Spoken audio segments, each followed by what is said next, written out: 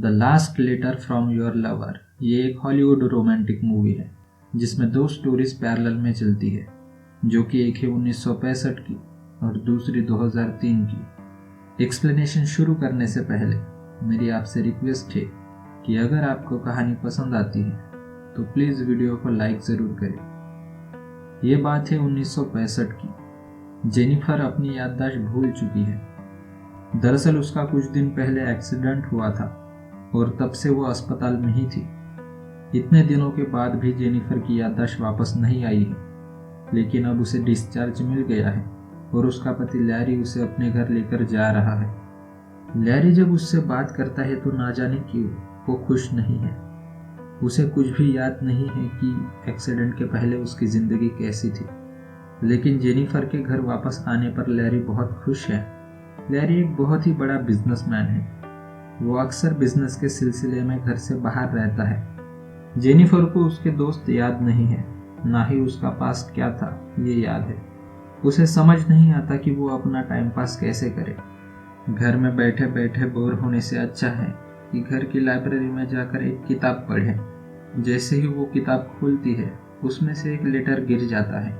ये लेटर उसके लिए ही था, जो किसी बूट नाम के शख्स ने लिखा था, जिसमें लिखा था कि मैं तुमसे दूर नहीं रह सकता। आखिरी वक्त जब तुम आई थी तो दुखी होकर गई थी।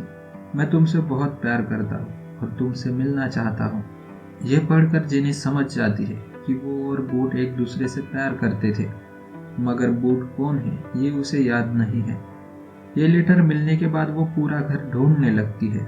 जल्द ही उसे एक दूसरा लेटर मिलता है जिसमें बूट ने लिखा था, समर में हम दोनों ने जो टाइम स्पेंड किया था वो मैं भूल नहीं पाऊंगा। जेनी पिछले समर को याद करने की कोशिश करती है।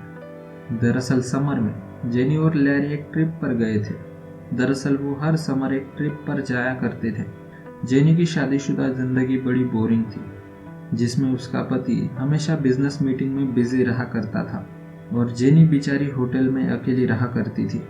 एक दिन एंथनी ओहेयर लैरी का इंटरव्यू लेने आया है। एंथनी द लंदन क्रॉनिकल में एक जर्नलिस्ट के तौर पर काम करता है। उसे फेमस बिजनेसमैन लैरी पर एक आर्टिकल लिखना है, इसलिए वो उससे मिलने आया है। रात में जब वो सब डिनर पर मिलते हैं तो उस डिनर के दौरान लैरी और एंथनी की कुछ बहस हो जाती है। उसी दौरान एंथनी ये नोटिस करता है कि लैरी अपनी पत्नी की बिल्कुल भी रिस्पेक्ट नहीं करता। एंथनी काफ़ी शराब के नशे में है। वो उस होटल के बाहर एक लड़की के साथ बैठकर लॉरेंस की पत्नी यानी जेनी के बारे में बात कर रहा है।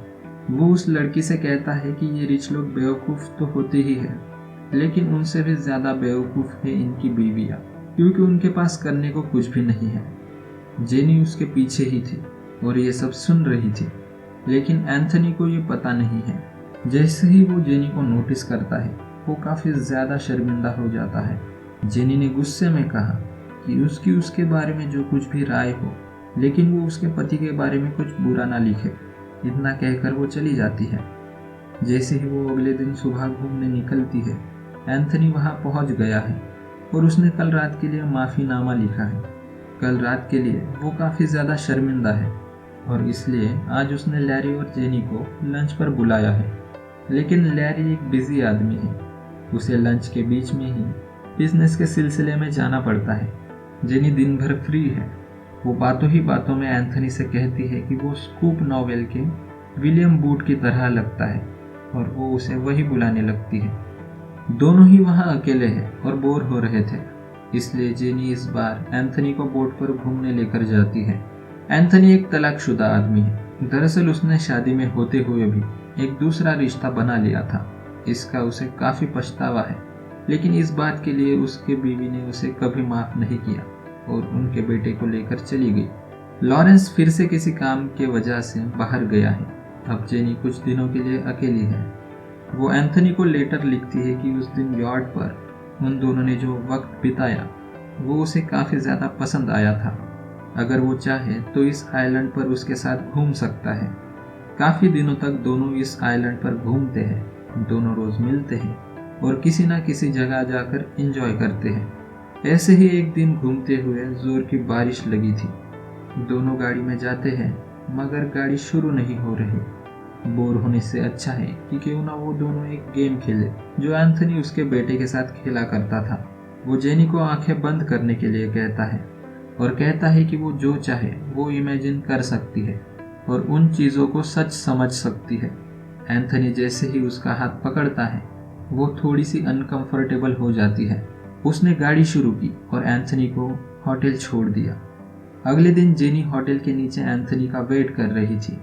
एंथनी ज़रा लेट हो गया तो वो खुद ही उसे बुलाने उसके कमरे में चली गई। आज शाम लैरी वापस आने वाला है और शायद अब उन्हें काम के चलते लंदन वापस जाना पड़ेगा, ऐसा वो उसे बता रही थी। लेकिन जेनी यहाँ से नहीं जाना चाहती। उसे इन सब में एंथनी से प्यार कैसे हो गया वो खुद नहीं जानती। जेनी उसके करीब आने की कोशिश करती है लेकिन एंथनी उसे बीच में ही रोक देता है। जेनी दुखी होकर वहां से चली जाती है। एंथनी ने उसे रोकने की काफी कोशिश की लेकिन उसकी एक नहीं सुनती है। जेनी को लगा कि एंथनी उसे पसंद नहीं करता है लेकिन ऐसा नहीं था। एंथनी को भी जेनी से बहुत प्यार है लेकिन उसने कभी इस बात का जिक्र नहीं किया। उसे डर लगता था कि कहीं इससे उनकी ये फ्रेंडशिप खराब ना हो। उस दिन दिल दुखाने का मतलब ये था कि जेनी शादीशुदा है और एंथनी नहीं चाहता कि उसके वजह से जेनी को कभी शर्मिंदा होना पड़े। एंथनी भी जेनी से बहुत प्यार करता है और उस दिन जो उसने जेनी के पास ना आकर शराफत दिखाई उसके लिए वो खुद को काफी कोसता है। अगर उन दोनों को रिलेशनशिप में आना है तो वो आज पार्किंसन पार्क में उसका इंतजार कर रहा है। अगर जेनी नहीं आती तो वह समझ लेगा कि जेनी अपनी लाइफ में मूव ऑन कर गई। जैसे ही एंथनी का ये लेटर जेनी को मिला वो खुशी के मारे खुद को रोक नहीं पा रही थी। वो एंथनी से जल्द मिलना चाहती थी और जल्द से वो उस पार्क में पहुंच गई। दोनों की मुलाकात हर रोज होने लगी। साथ ही में एक दूसरे को लेटर्स भी लिखा करते थे। एंथनी जेनी से मिलने के लिए बेसब्री से इंतजार करता, वही जेनी भी चोरी छुपे उसे मिलने आया करती थी। एक रोज एंथनी को न्यूयॉर्क से एक जॉब का ऑफर लेटर आया है। वो चाहता है कि जेनी भी सब छोड़ छाड़ कर उसके साथ न्यूयॉर्क में सेटल हो जाए, लेकिन जेनी ऐसा नहीं कर सकती। वो शादीशुदा है, उसका परिवार और उसके दोस्त सब इसी शहर में रहते हैं, उन्हें वो छोड़कर नहीं आ सकती। एक और बात है कि पहले भी एंथनी ने अपनी वाइफ पर चीट किया था। उसका दूसरी औरत के साथ अफेयर रह चुका है। जेनी को ये डर है कि कहीं उसका मन जेनी से भी भर जाए तो वो तो बिल्कुल अकेली पड़ जाएगी। एंथनी मानता है कि उसका पहले अफेयर रह चुका है, लेकिन जैसा वो जेनी के लिए फील करता है वैसा वो किसी के लिए फील नहीं करता था। एंथनी काफी ज्यादा श्योर है कि वो उसे कभी नहीं छोड़ेगा, लेकिन जेनी मना करके वहां से चली जाती है। एंथनी आखिरी बार उसे लेटर लिखता है। उसमें ट्रेन निकलने का टाइम लिखा था। वो आखिरी पल तक उसका इंतजार करने वाला है। उस दिन जेनी और लैरी भी कहीं बाहर डिनर करने जाने वाले थे, लेकिन लैरी एक बिजी आदमी है। उसे अपनी पत्नी से ज्यादा काम इम्पोर्टेंट है। कहने को तो लैरी उससे प्यार करता है, लेकिन असल में वो अपने काम से प्यार करता है। जेनी ये बात देरी से ही सही लेकिन समझ गई है और सब कुछ छोड़ छाड़ कर एंथनी के पास जाने के लिए निकल गई है। समय कम था और उसे जल्द स्टेशन पर पहुंचना था। बाहर कोई गाड़ियां भी उसके लिए नहीं रुक रही है। फिर वो एंथनी के दोस्त फिलिपे के पास जाती है, जिससे एंथनी ने ही एक बार मिलवाया था। फिलिपे जेनी को लेकर स्टेशन जा रहा है। दोनों जल्दी में है क्योंकि ट्रेन छूटने का टाइम भी हो रहा है। अचानक से इस जल्दबाजी में उनका एक्सीडेंट हो गया है। फिलिपे मर गया है और जेनी कोमा में चली गई है। एंथनी भी स्टेशन पर नजरें टिकाए जेनी का इंतजार कर रहा था, लेकिन जब वो नहीं आ पाई तो एंथनी को लगा कि शायद वो अपने परिवार को नहीं छोड़ सकती।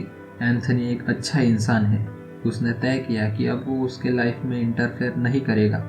न्यूयॉर्क जाने के बाद उसने कभी भी जेनी को लेटर नहीं लिखा।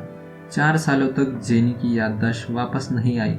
इन 4 सालों में वो रोज अपनी यादों को खोजती रही है। जब एंथनी के लेटर वो ढूंढ लेती है तो उसे अपना पास्ट याद आने लगता है। वो पोस्ट ऑफिस में जाकर अपना पोस्ट बॉक्स देखना चाहती है। जो सवाल अब उसके मन में है वो शायद पोस्ट ऑफिस में ही उसे मिल सकते हैं, लेकिन यहाँ आने पर पता चलता है कि लैरी ने उसका पोस्ट बॉक्स बंद कर दिया है। इसका मतलब लैरी उसके बारे में सब कुछ जानता है। घर आकर वो लैरी की लाइब्रेरी चेक करती है, जिसमें उसे वही लेटर मिला जो एंथनी ने आखिरी बार लिखा था। उसमें न्यूयॉर्क जाने का जिक्र था। वो समझ जाती है कि उस दिन वो न्यूयॉर्क जाने वाली थी, लेकिन रास्ते में उसका एक्सीडेंट हो गया था। लेकिन लैरी उसे बताता है कि जब उसका एक्सीडेंट हुआ उस गाड़ी में एंथनी भी था और उसकी मौत हो गई। लैरी ने ये बात इसलिए नहीं बताई ताकि उसे एंथनी की मौत की खबर सुनकर बुरा न लगे, लेकिन ये बात झूठ है। एक्सीडेंट के 4 साल बाद जेनी और एंथनी की फिर से मुलाकात हुई। क्रिसमस के दिन एंथनी लंदन में आया हुआ है। जेनी ने जैसे ही उसे देखा वो बेहोश हो गई। होश आने पर एंथनी उसके पास ही था। उसे अब सब कुछ याद आ चुका है। जेनी ने उसे बताया कि उस रात उसके साथ न्यूयॉर्क जाने के लिए वो निकल गई थी, लेकिन रास्ते में उसका एक्सीडेंट हो गया था।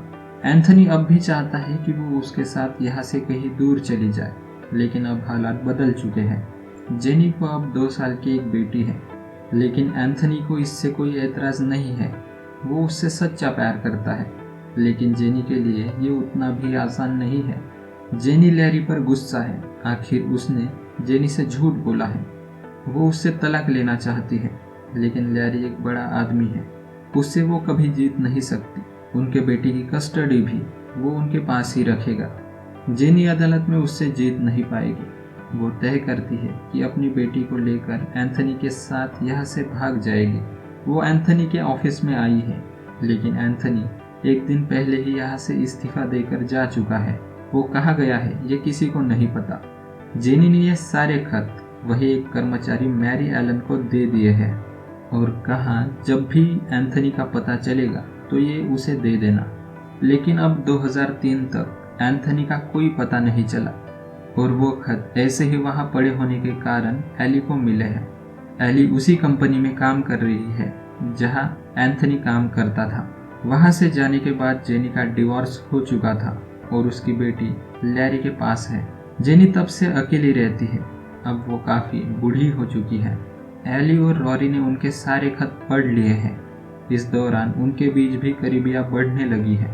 एक वक्त ऐसा भी आया कि एली रॉरी को इग्नोर करने लगी थी, लेकिन जेनी और एंथनी की कहानी से सीखकर वो दोनों फिर से साथ आए हैं और अब जेनी और एंथनी को फिर से मिलाना चाहते हैं। जेनी और एंथनी काफ़ी बूढ़े हो चुके हैं, लेकिन दोनों अब भी एक दूसरे से बहुत प्यार करते हैं। यही कारण है कि दोनों ने अपने पोस्ट बॉक्स बंद नहीं किए हैं। एंथनी ने जेनी के उसके साथ न आने के फैसले की हमेशा कद्र की है। वो चाहता था कि जेनी हमेशा खुश रहे, इसलिए उसने कभी जेनी को खत नहीं लिखा। लेकिन वो इस बात से अनजान है कि जेनी उस दिन भी उसके साथ भाग जाने के लिए उसके ऑफिस आई थी और जेनी ने एंथनी को इसलिए खत नहीं लिखा क्योंकि एंथनी अब कहाँ है उसे नहीं पता। दोनों बुढ़ापे में अकेले हैं। ये एली और रोरी को अच्छा नहीं लगा। उस पोस्ट बॉक्स के ऑफिस से एली ने जेनी का पता निकाल लिया है, लेकिन जेनी उसके और एंथनी के बारे में कोई भी बात नहीं करना चाहती। पहली बार एली को एंथनी का नाम पता चला है क्योंकि खत में तो हमेशा बूट नाम का ही जिक्र रहा है। एंथनी के बारे में तलाश करने पर पता चला कि वो उसी के ऑफिस में काम किया करता था। किसी तरह उसका एड्रेस निकालकर उससे मिलने चली जाती है। दोनों बुढ़ापे में अकेले हैं और ये एली और रॉरी को अच्छा नहीं लगा। आखिरी बार एली एंथनी के पास जाती है और पूरी कहानी उन्हें बता देती है। एंथनी को अपनी गलती का एहसास हुआ है। वो जेनी को एक खत लिखता है। वो एक बार फिर जेनी से अपने प्यार का इजहार करते हैं और एक पार्क में फ्राइडे को उसका इंतजार करने वाला है। जेनी का पोस्ट बॉक्स एक्टिव था तो ये खत उसे मिला और वो उसे मिलने आ गई। दोनों मिलकर रोने लगे, काफ़ी खुश भी हुए। एंथनी वही गेम खेलना चाहता है जो उन्होंने एक बार गाड़ी में खेला था। दोनों ने आंखें बंद कर ली और इमेजिन करते हैं कि उस रात ट्रेन में जेनी एंथनी से मिल गई। उसी समय से उन्होंने अपने लाइफ को जीना शुरू कर दिया। अपनी लव स्टोरी पूरी करने के लिए उनको ज़रा देर हो गई, लेकिन अब दोनों एक दूसरे के साथ हैं।